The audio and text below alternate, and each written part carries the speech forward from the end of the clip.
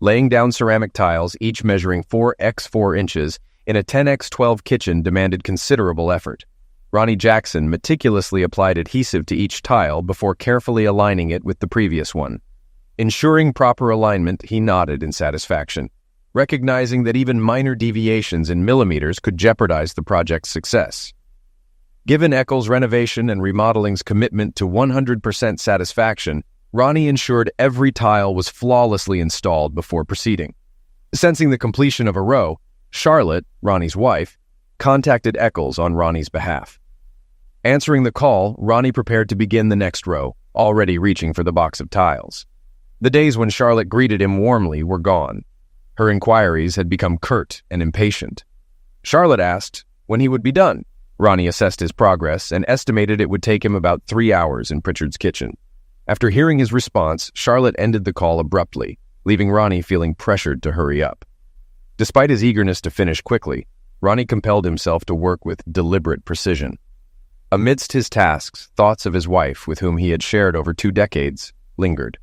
Ronnie's acquaintance with Charlotte began at Eccles Renovation and Remodeling, where he first encountered her during his early days on the job. As Charlotte entered John Eccles' office, apologizing for her academic shortcomings at John W. Dawson High School, Ronnie observed her stout figure and long, wavy hair. Though distracted momentarily, he refocused on the array of hand tools in John's shed, only to be reminded sharply by John that Charlotte was his daughter. "Yes, sir," Ronnie responded, resisting the impulse to shrug apathetically. Sensing her father's reluctance for her to engage with his new employee, Charlotte adopted a habit of smiling flirtatiously and greeting Ronnie whenever they crossed paths. Ronnie remained courteous towards her, but didn't encourage her attention. "You understand, right?" John admonished Ronnie. "I don't want you chasing after my daughter, got it?" "I'm not pursuing your daughter," Ronnie replied honestly.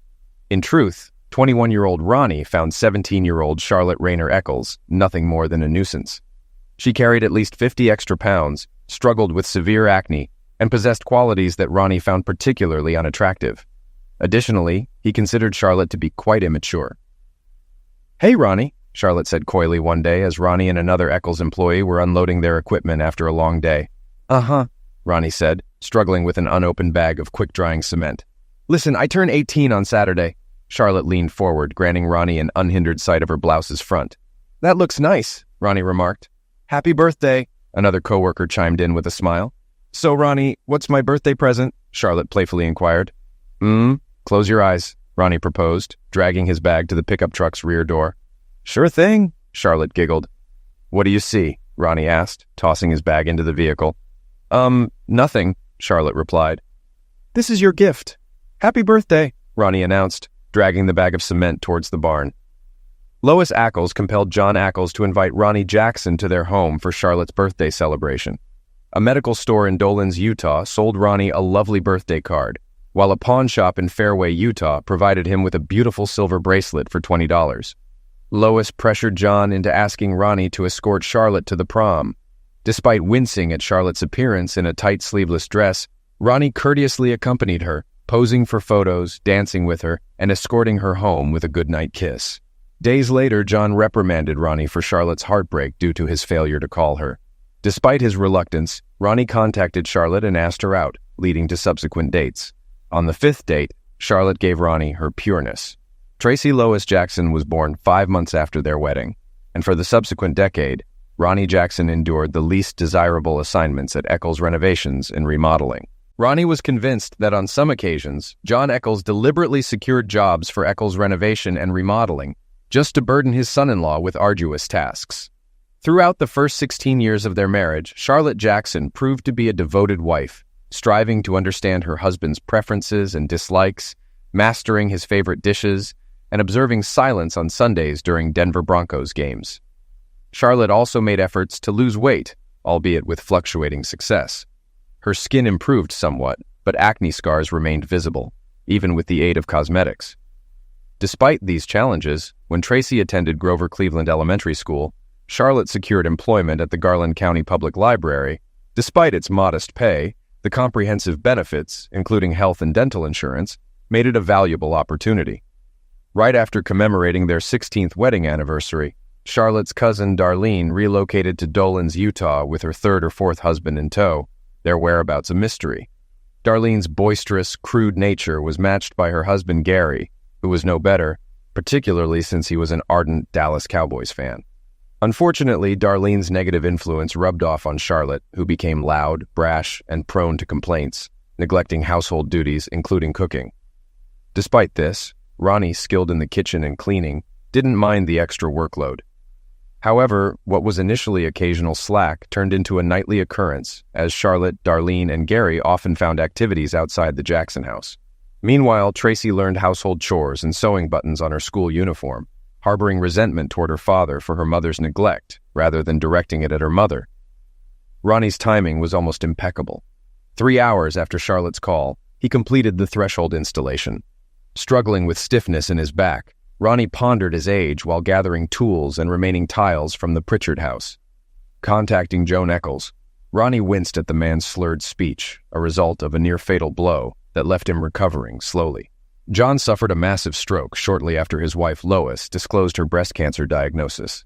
Despite Lois's double mastectomy and radiation treatment, she remained burdened with caring for her husband, Dennis Eccles, aided by their sons Brian and Paul, along with Ronnie's assistance when necessary. Charlotte, the family's sole daughter, remained her mother's constant companion, driving her to Fairway Hospital and offering comfort during her moments of pain. Despite Lois's passing, John appeared reluctant to let go of life. Daily, he was wheeled into the office, cursing his useless left hand as he attempted to type on his computer keyboard. Afterwards, Dennis, Brian, or Paul would drive John home. Ronnie informed John over the phone that he was leaving Pritchard's job, and it was finished. John responded with grunts, barks, and wheezes. Back home, Ronnie savored the aroma of his favorite meal: pork chops, mashed potatoes, and French-cut green beans. After John suffered a debilitating stroke, Charlotte put the Jackson family on a heart-healthy diet. Despite losing 40 pounds on the diet, Charlotte remained overweight. Ronnie accused Tracy of going to Brigham Young University solely to avoid Charlotte's bland cooking, a claim Tracy didn't dispute. While Charlotte was busy at the stove, Ronnie leaned in for a kiss, but she waved him away and pinched her nose. Ronnie tossed his clothes into the hamper and washed away the sweat from his tired body. This work was tough enough when he was 21, and at 43, it strained his capabilities and didn't benefit his health. However, Dennis, Brian, and Paul paid no heed to his struggles. With mounting medical bills from John Eccles' rehabilitation, they claimed there was no money in the budget to hire help. Drying himself off, Ronnie ignored the reflection of a fit man in the foggy mirror. Clad in a t-shirt and shorts, he went downstairs just as Charlotte was setting his plate. "For dessert, we've got hot apple pie," Charlotte announced, placing a frosted mug and a can of beer before him. "Oh my God," Ronnie exclaimed inwardly, feeling bile rise in his stomach. He recalled the last time Charlotte served him frosted beer, enjoying it on her 35th birthday, months before their 17th anniversary. As Tracy was out with friends, Charlotte poured Ronnie a beer in a frosted mug. He savored the taste of the cold drink until Charlotte interrupted, saying, "Darling, there's something I need to talk to you about." Ronnie remained silent as Charlotte spoke at length about nothing in particular. Eventually, Ronnie urged her to get to the point, as his beer was almost finished. Charlotte then revealed that Darlene and Gary weren't exclusive. They had an open marriage. She then asked Ronnie if he had ever considered being unfaithful. "Indeed, I am a man," Ronnie affirmed. "I was eyeing that girl Shelley at the gas station," he confessed. Charlotte retorted, "Shelley from the gas station? As if you'd ever stand a chance." "But I'm married," Ronnie added. "Sure, I think about it, but that's where it ends." "Did you think I'd take it further?" Charlotte pressed on. "Did you believe you could act without facing consequences?" "I can't, Charlotte," Ronnie stated. "We're married. We made vows before our family and friends." Finishing his drink, Ronnie got up, cleaned his mug, and said, "We pledge to be faithful, to forsake all others, including Shelley from the gas station." "We could renew our vows," Charlotte proposed. "No new vows?" Ronnie replied firmly, placing the clean mug in the cabinet. "Our original vows suffice. While Darlene and Gary may have an open marriage, we don't and never will." "But," Charlotte began. "No buts. End of discussion," Ronnie cut in, exiting the kitchen. Ronnie hoped that was the end of it. However, Charlotte revisited the topic twice more. Each time, Ronnie firmly declined. "But honey," Charlotte persisted, "it's a testament to our love. We trust each other enough for this." Annoyed, Ronnie retorted, Do you even hear the nonsense you're saying? If you think I should let you cheat to prove my love, maybe I don't love you." Frustrated, when Charlotte mentioned an open marriage for the fourth time, Ronnie called her father. Charlotte watched the phone ring. "Hello, John. How are you?" Ronnie greeted. Charlotte's expression turned pale, realizing Ronnie was speaking to her father. Adding to her unease, Ronnie asked for Lois. "Hey, Lois, Charlotte has something to share with you," Ronnie conveyed. "Charlotte, tell your mom about what Darlene told you." Reluctantly, Charlotte took the phone from Ronnie. As she tried to stand from the table, Ronnie, foreseeing her move, firmly restrained her. Feeling cornered, Charlotte rambled incoherently and eventually ended the call. "You're despicable," she snapped at Ronnie. "Listen, Charlotte," Ronnie warned. "Mention this open marriage idea again, and our marriage will end. We'll get divorced." Charlotte never raised the topic again. Relieved, Ronnie noticed Darlene and Gary's efforts to reach out diminished. The pair, labeled the Toxic Twins by Ronnie, visited less frequently.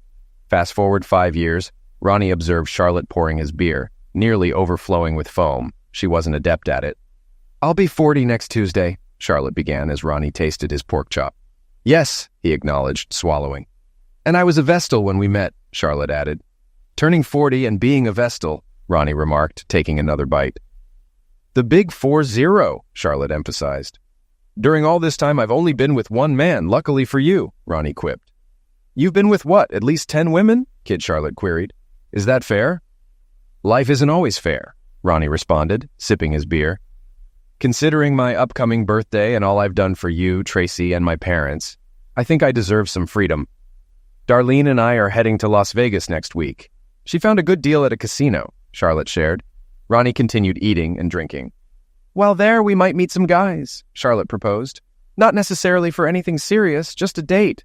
Let me see what it's like with someone else. It might make me value what I have even more," she said. "The sauce is almost perfect," Ronnie commented. "What's your take?" Charlotte inquired. "I've told you. The sauce is nearly spot on," Ronnie responded. "Charlotte, this is about me branching out, gaining experience," Charlotte retorted.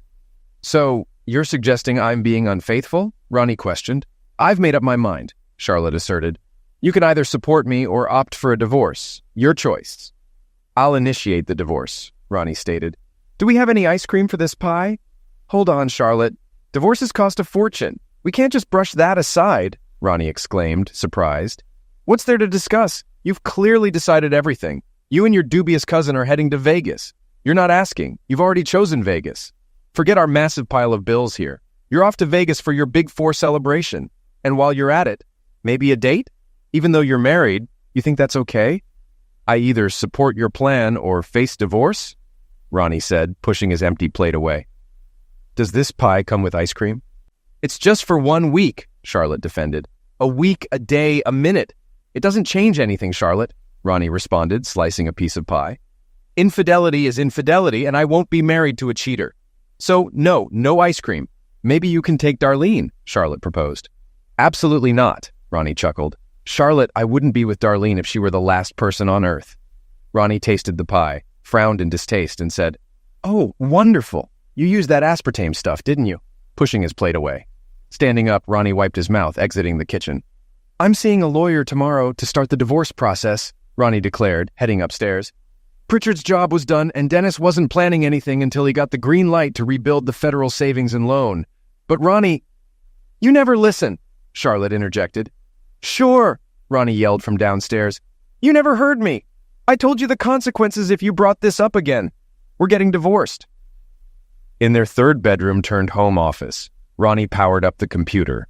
Though outdated, it still functioned and had internet access. After entering a search, Ronnie began looking for lawyers. He found Penny Barnes's online form and completed it. Shortly after, he received a call confirming an appointment with Penny Barnes. The next morning at 10, after Charlotte cleaned the kitchen, she went upstairs. Undressing, she got into bed undressed. When Charlotte pressed against him, Ronnie pulled away. "No thanks," he said, turning away. "Good night." Ronnie woke up at his regular time, 5:30 in the morning. Even though he didn't have work, he still rose at his customary hour. Quietly, he left the bed and softly closed their bedroom door. Descending to the kitchen, he brewed coffee and checked his email on his cell phone. An email from Penny Barnes's office detailed what he should bring to the 7 o'clock meeting. Ronnie debated having a second cup of coffee. Hearing Charlotte moving around upstairs, he chose not to make coffee for her. If she wanted some, she could make it herself. No, I told him, give it to me. Charlotte's voice came from her cell phone as she descended the stairs. Spotting Ronnie calmly reading news on his phone, she let out a shriek. She quickly ended her call and pocketed her phone. Ronnie, what are you doing here? Charlotte inquired. I mentioned Dennis hasn't received approval to start rebuilding the federal savings and loan, so I'm free today, Ronnie replied. The grass is too damp to mow, so I caught up on today's news. Did you hear Burns & Burns is considering a second location? You could have saved me some coffee, Charlotte complained. You can ask Darlene to make you some, Ronnie replied, placing his cup in the sink. Penny Barnes, an attractive brunette, wore glasses that Ronnie suspected were just for show, to appear more intellectual and serious. Penny remarked, examining their financial documents. You recently refinanced at 3.9%? My daughter's in her final year, Ronnie explained. Plus, my in-laws had hefty medical bills. Their deductibles were sky high, then funeral costs. And Eccles was nearly bankrupt. A couple of projects went over budget because Paul failed to time the orders right. Yes, Penny nodded, reading on. So, Mr. Jackson, how will divorcing your employer's daughter impact your job? I plan to end the relationship, Ronnie responded, a hint of a smile appearing. But Mrs. Jackson's position at the Garland County Public Library shouldn't be jeopardized, Penny speculated. By Friday, Dennis still hadn't gotten the go-ahead for the federal savings and loan renovations. Ronnie was at home completing renovations when Charlotte called. What's this? What kind of scam? Charlotte yelled as Ronnie picked up. Oh, you have the documents, Ronnie remarked. What's the issue with the first-floor bathroom? You mentioned something needs fixing, but honestly, I can't figure out the problem, Ronnie asked. The lock is sticking, Charlotte replied. We'll need to discuss this when I get home, all right? No, we've already had that discussion. Talking hasn't helped, especially when you seem more inclined to heed Darlene over your own husband. So I'm done talking, Ronnie stated firmly. All right, I see what's going on. Got it. Goodbye. But I don't want a divorce, Charlotte lamented. And I don't want to be married to an unfaithful person, Ronnie shot back. Anything else? No. Goodbye then. Ronnie declined Charlotte's subsequent call. When John's number flashed on the screen, Ronnie set down his screwdriver and answered. Hello? Ronnie greeted. John erupted with a mix of frustrated sounds and exclamations. Ronnie was surprised at the range of swear words he could discern as his father-in-law pressed for details about Ronnie and Charlotte. It's pretty straightforward, sir, Ronnie began. Darlene and her spouse practice an open marriage, and they influenced Charlotte to consider it too. I made it clear I'm not interested in that. Amidst another emotional outburst from John, Ronnie continued. Your daughter gave me an ultimatum last night, accept it or divorce. So, I chose divorce. John attempted to argue further, even resorting to emotional manipulation. Sir, I appreciate your concern, Ronnie fibbed. But with 3 sons and a daughter, this issue should be handled by them, not me. Besides, why would I want a business that's been losing money for 3 years? Ronnie muttered to himself. Charlotte returned home with reinforcements. Ronnie anticipated this and remained silent as Darlene and Gary voiced their perspectives. You see, Ronnie, since we're secure in our marriage, Gary smirked, Darlene can maintain friendships outside of it. I mean, as long as she returns to me, right? Darlene added. And we share everything. No secrets. It's brought us closer. Well, that certainly brings clarity, Ronnie remarked. Charlotte, Darlene, and Gary smiled in response. Actually, Ronnie corrected, rising from the couch. After our divorce, Charlotte, feel free to share your life and inner world with whomever you choose. Oh, what's this? Gary smirked. So just because you feel inadequate, Charlotte should suppress her own talents and desires? Ronnie flashed a grin, revealing all his teeth. He then strolled to the living room exit, facing the stairs. If believing that makes you feel better, go right ahead, Ronnie said, departing the room once more. That night, Charlotte attempted to initiate closeness. Rest up, Charlotte. You've got a busy day ahead, don't you? Ronnie said with a grin. As was his routine, Ronnie woke at 5:30 and left the bed.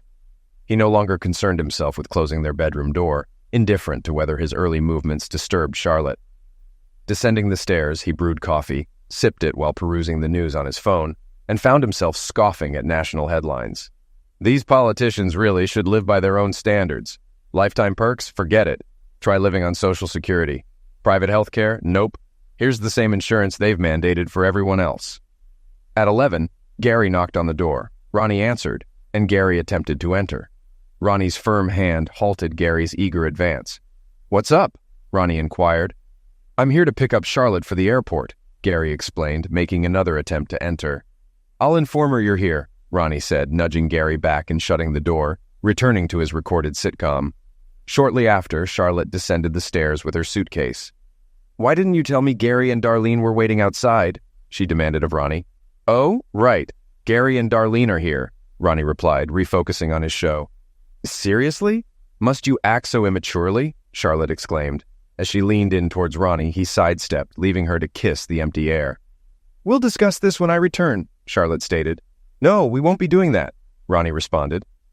After watching his sitcom and enjoying a satisfying meal, Ronnie finished his tasks by painting the front door a pale yellow. It complemented the house's red brick exterior beautifully. He chuckled when their cat, Samson, meowed from the garage. Samson was well provided for with food, water, and a clean litter box. "I'll let you out once the paint dries, buddy," Ronnie assured the cat. Upstairs, he canceled their shared credit cards. He wasn't aware of any cards Charlotte had separately and had no intention of supporting her indiscretions or her cousin's lavish lifestyle. He accessed Charlotte's personal bank account and withdrew half the balance. Similarly, he withdrew half from their joint account, from which he was the sole contributor.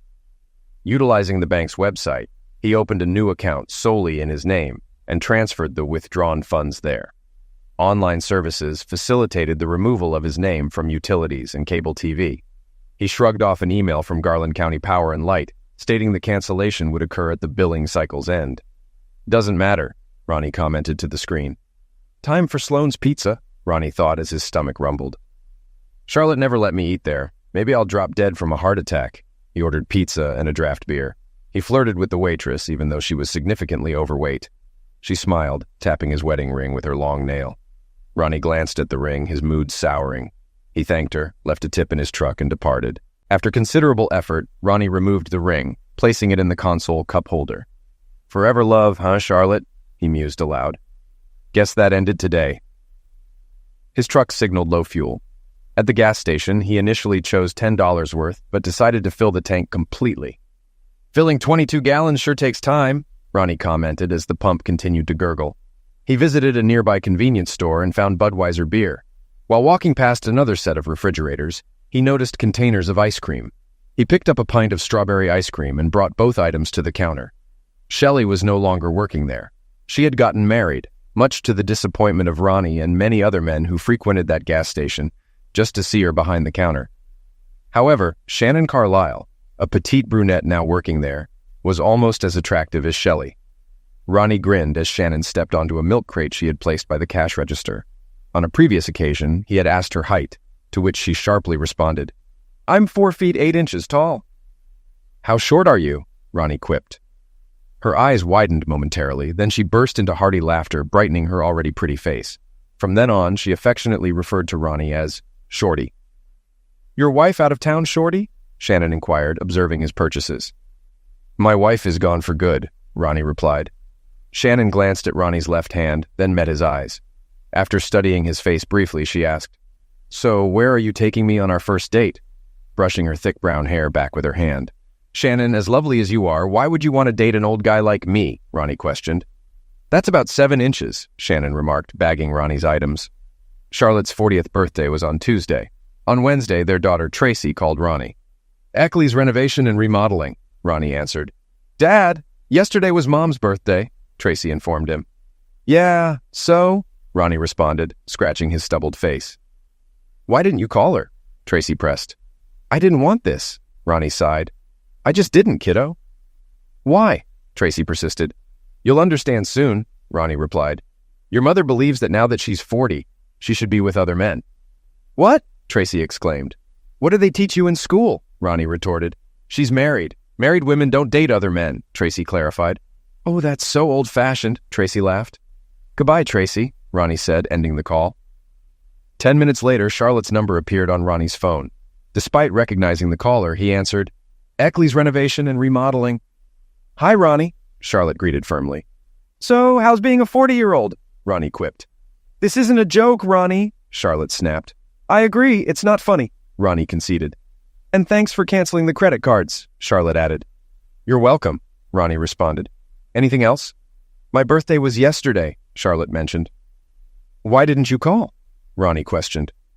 I didn't want this. Maybe whoever you're with would have wished you, Ronnie suggested. Grow up, Ronnie, Charlotte retorted. Really, Charlotte? Adults honor their commitments and respect their vows, Ronnie stated. Who's Melissa Kalick? Charlotte inquired. Remember Melissa Strom? She married Lucy Kalick, the bank manager, Ronnie clarified. Regardless, she's employed at Gold Standard Real Estate now. I've got this adorable redhead. She's as charming as can be. On the bright side, she believes she can quickly find a buyer for our house, Ronnie shared. Buyer? Ronnie, we aren't selling the house, Charlotte exclaimed over the phone. Can you really afford to surprise me like this? We have to settle the second mortgage, as Melissa informed me. She might find a buyer, but will likely need to bring cash to clear that mortgage, Ronnie replied. We're not selling the house, Charlotte reiterated loudly. I've stored all your furniture at the EZ warehouse on Independence Road, next to Chevrolet Place, Ronnie added. Unit 212. Your dad has the key. Oh, Lord, Ronnie, I need to get home. Charlotte's voice was filled with distress. Your dad couldn't fetch Samson, so I took him to Dennis's, Ronnie continued. Dennis? Oh, God, Dennis has those Dobermans, Charlotte exclaimed in terror. Shoot, I didn't consider that, Ronnie chuckled. No wonder he was keen on adopting that cat. Ignoring his wife's pleas, Ronnie ended the call. Leaving the phone on the kitchen counter, he headed upstairs to surf the internet. He heard his cell phone ring, but chose to ignore it. And maybe your mom's new boyfriend can cover his final school year, Ronnie muttered. Why don't you check for a scholarship for students with a GPA of 2.1? Because with that attitude, it's tough to expect your dad to finance your education, he retorted. After shutting down the computer, Ronnie shaved, removing 3 days of stubble carefully. He then took a hot shower, got dressed in jeans and a t-shirt. The computer was in the pickup truck's cab, behind the passenger seat. As his final act, Ronnie discarded his cell phone in the trash and wheeled the trash can to the curb. Going to miss you, Herman Vogart, a neighbor, greeted Ronnie on the street. Vogart, you won't do this, Ronnie laughed, shaking Herman's hand. The most we spoke was when you griped about Tracy's boys blasting their music. It's tough getting neighbors to give you space. Ah, man, Herman sighed. You were the ideal neighbor. Never borrowed stuff, never asked me to feed your cat or collect your mail during vacations. I bet the next folks will be all over me. You brought it on yourself being so friendly, Ronnie remarked. The trash can's ringing, Herman pointed out. Mind your business. It's probably some critter, Ronnie smirked, shaking Herman's hand again. Charlotte tried unlocking the front door, but found her key didn't fit. She pulled out her phone, dialed the number for Gold Standard Real Estate listed on the sign, and stared at it in disbelief. Her phone was fully charged, but it seemed faulty. Darlene lent Charlotte her cell, while Gary checked the house's windows and doors. Charlotte whispered curses when the call connected. Gold Standard Real Estate, Melissa Kalick speaking, Melissa greeted cheerfully.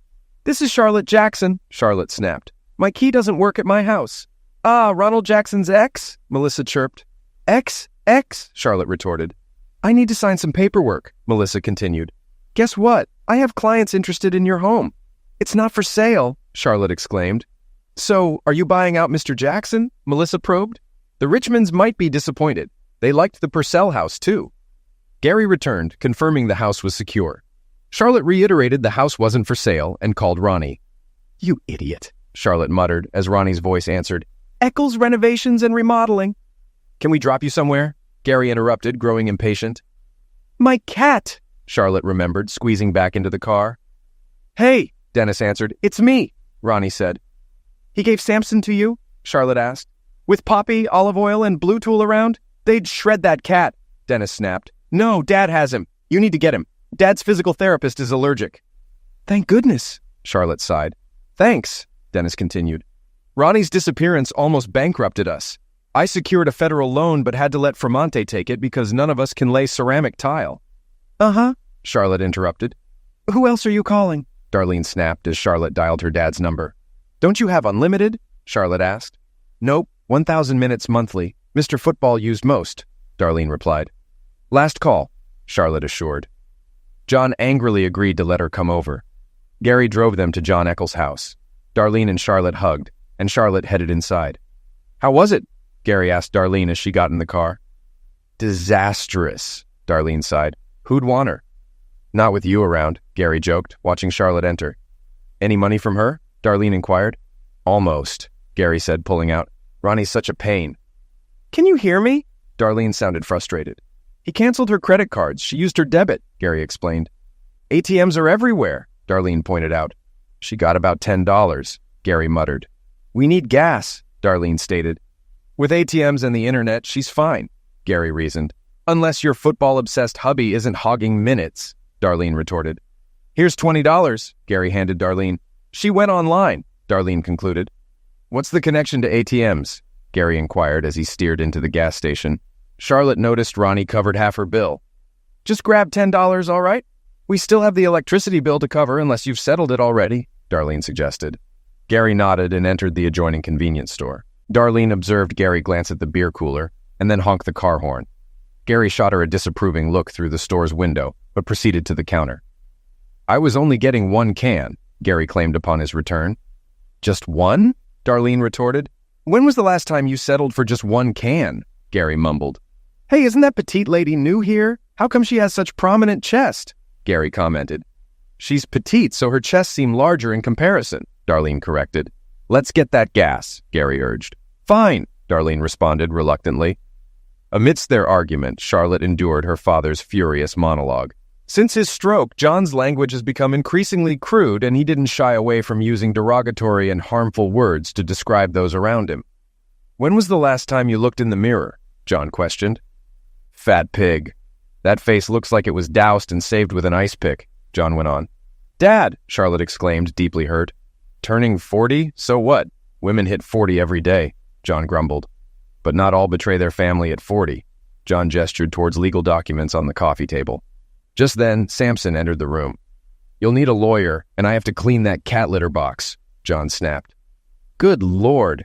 I don't know what that animal eats, but it stinks to high heaven, John muttered. You're back in your old room, John said tersely. I hope betraying us was worth it. Do you hear me? I hope it was. 40 years old and still making foolish choices.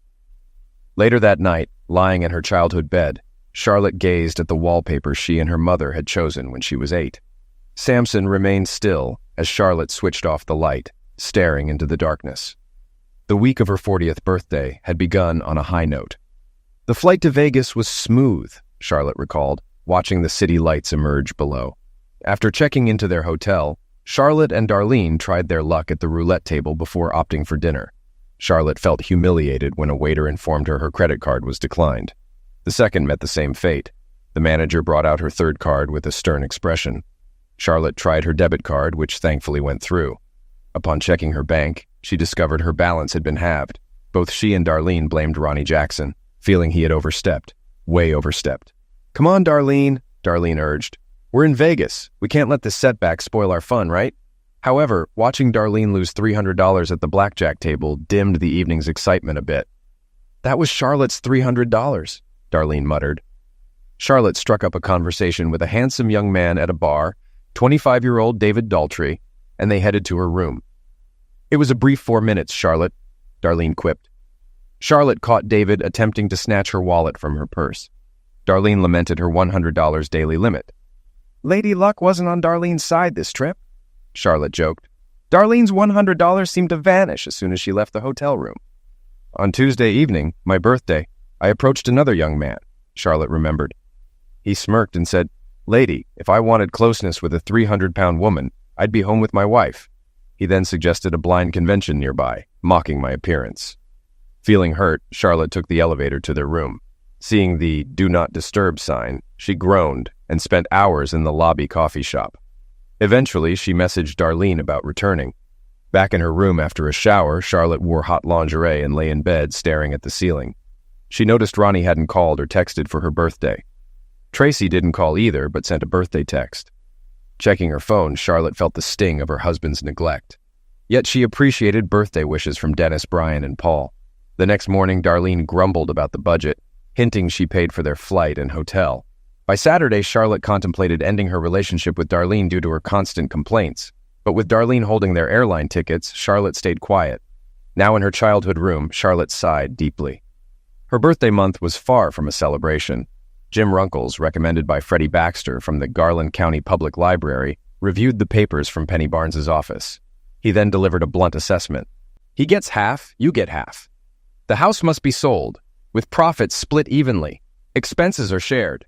Despite his unemployment, he isn't seeking child support, Jim stated. But I don't want a divorce, Charlotte protested. I don't want to lose my home. I don't want to miss Jackson. It doesn't change the facts, Jim responded. One person wants a divorce, and that can lead to it. Can we get a consultation? Charlotte asked. We can request one, Jim confirmed, and Charlotte smiled. I'll call Penny's office.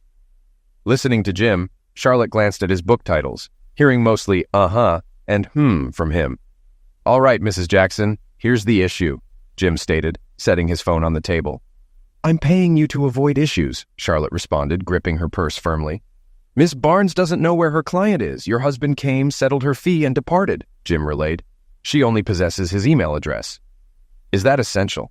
It's her sole means to reach him, and no, she won't disclose the email. It's protected by attorney-client privilege, Jim clarified.